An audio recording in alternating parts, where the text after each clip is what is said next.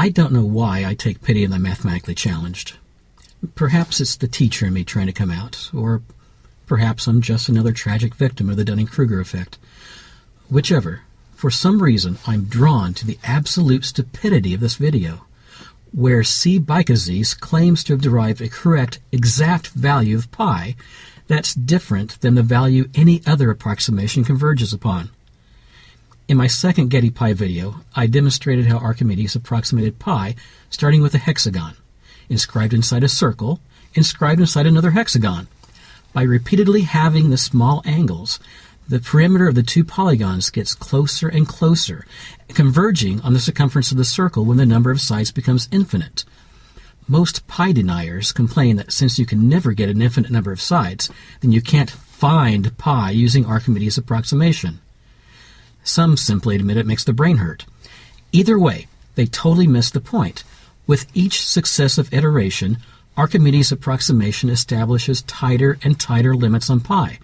When you get to 96-sided polygons, the upper limit is less than 3.143, and Woolam's pi is greater than 3.144, putting it outside the range of possible values for pi at the fourth decimal place.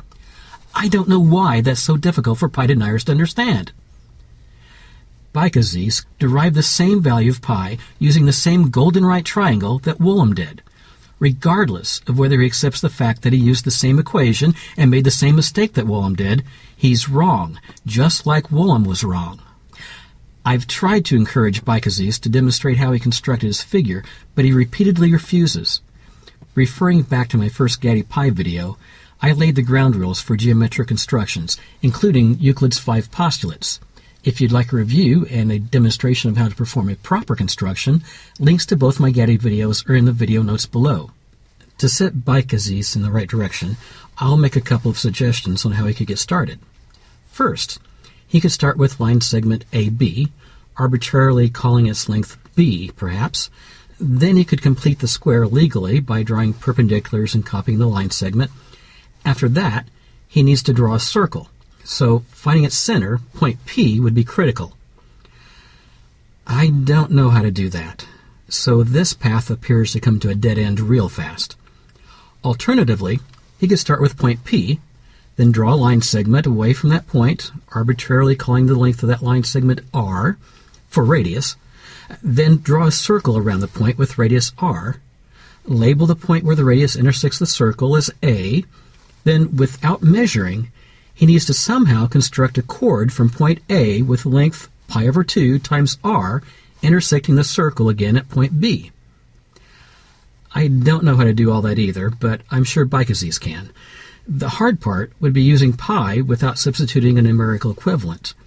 Next, if he hasn't already, he'd probably want to extend the line segment from P so it intersects the circle on the other side of A. Call this point C. It would then be trivial to show the length of line segment AB over line segment AC is pi over 4, the quantity Baikouzis assigned to B. Then he could complete the square as before. Regardless of where line segment AB is drawn, line segment DB will intersect the circle at point C, so he's got that going for him. But then he has to demonstrate that line segment BC is pi squared over 8 times r, without measuring anything. Don't know how to do that either. So, unless Baikouzis is a hell of a lot smarter than I am with a pencil, straight edge, and compass, I think this approach is a dead end too. Sorry, Baikouzis, but I don't see any way to construct your figure. You're going to have to explain to me the steps you took that I'm obviously too stupid to comprehend. It looks to me like you just threw a pre-measured circle and square on the page and lined them up so they look about right, then labeled them the way you think, or the way you know they should be, in order to get the conclusion that you wanted, that is. That appears to be what you did on your blog.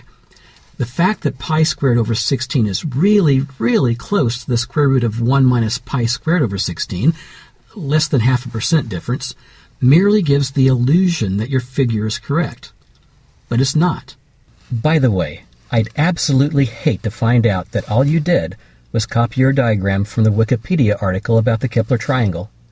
A diagram that starts with a Kepler triangle, which can be constructed with pencil, straight edge, and compass, where the middle rung becomes one side of a square, and the hypotenuse becomes the diameter of a circle. All very easy to construct if you do it in that order. I would especially hate to find out that the diagram clearly states that the perimeters of the square and circle are only approximately the same. And it would be very embarrassing if that Wikipedia diagram was right next to the part of the article that explains how it's a coincidence that those two perimeters are approximately the same. It would almost make a fool of you, wouldn't it, Baikouzis?